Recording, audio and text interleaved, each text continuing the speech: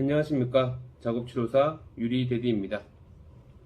우리나라에서 작업치료사와 물리치료사가 치료하는 환자 중에서 가장 흔한 환자가 뇌졸중 환자입니다.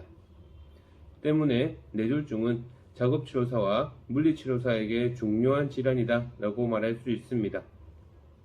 우리나라에서 뇌졸중은 100명 중 6명 정도로 발병하고 우리나라의 뇌졸중 발병률은 세계 1위라고 얘기를 하고 있습니다.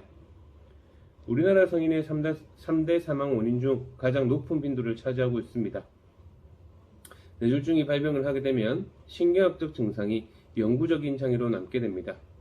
생각하고, 인지하고, 사람을 알아보고, 기억하고, 음식을 먹고, 팔, 다리를 움직이고, 감각을 느끼고, 이러한 다양한 장애가 나타나게 됩니다.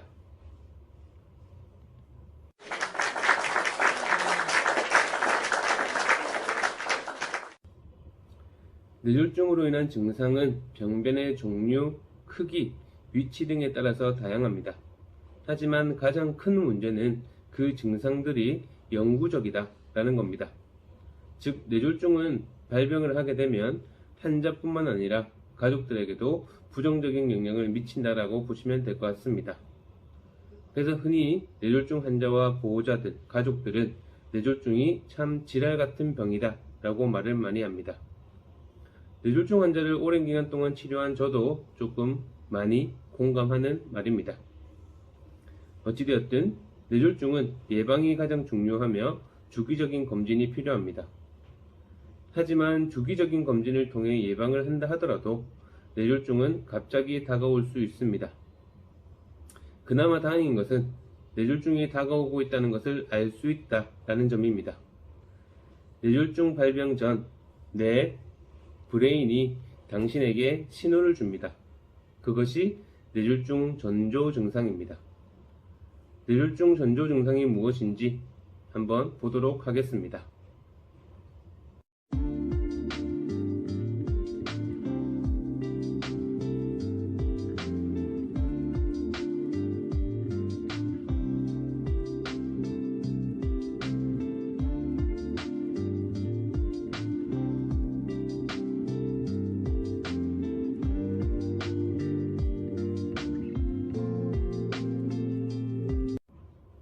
보통 이러한 증상이 나타나면 일반적으로 사람들은 뇌졸중 전조 증상이라고 생각하기 어렵습니다. 그냥 오늘 하루 몸이 피곤한갑다, 요즘에 내가 스트레스를 많이 받는갑다 정도로 받아들여서 넘어가는 것이 다반사라고 보시면 될 것 같습니다. 하지만 이러한 증상들이 나타난다면 뇌졸중 전조 증상이라고 꼭 생각을 하셔야 됩니다. 하나의 전조 증상 혹은 둘 이상의 전조 증상이 나타날 수도 있습니다. 그리고 그 전조 증상이 지속된다면 무조건 뇌졸중을 의심해야 합니다. 전조 증상이 있다라고 해서 무조건 뇌졸중이 발병하는 것은 아닙니다. 전조 증상이 나타날 때 적절한 처방을 받는다면 뇌졸중을 예방할 수 있다라고 보시면 될 것 같습니다. 어찌되었든 전조 증상이 나타난다면 무조건 병원으로 가야 합니다. 꼭 그렇게 해야 합니다. 뇌졸중은 예방이 필수입니다.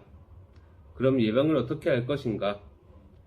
혈관 관련 질환이 있는 사람 혹은 증상이 있었던 사람은 더더욱 조심해야 합니다. 지속적으로 꾸준히 의사를 만나고 검사하는 것이 필요할 거라고 생각합니다. 건강에 자신이 있다, 아픈 곳이 한 군데도 없다 라는 사람에게도 뇌졸중은 의미가 없습니다. 정말 누가 걸려도 이상하지 않는 것이 뇌졸중입니다. 그렇기에 여기저기 알려진 뇌졸중에 좋은 생활습관을 가지는 것이 좋다라고 보시면 될 것 같습니다. 뇌졸중, 가족력이 있을 수 있지만 무조건은 아닙니다. 선천적인 것보다 후천적인 요인이 더 크게 작용하는 것이 뇌졸중이라고 알려져 있습니다. 스트레스, 흡연, 음주, 수면 부족 등 여러모로 신경을 써야 하는 것이 많습니다. 이러한 것들이 뇌졸중 발병 원인 중에 하나라고 보시면 될 것 같습니다. 어쨌든 생활습관으로도 예방이 되지 않을 수 있다라고 보시면 됩니다. 작업치료사로서 뇌졸중 환자를 정말 많이 만났습니다. 환자분들 이야기를 들어보면 예방만은 정답이 아닙니다. 평생 하루에 1시간 이상 운동을 한 환자분도 봤습니다. 하지만 결국 그 사람도, 그 환자분도 뇌졸중에 걸린 겁니다.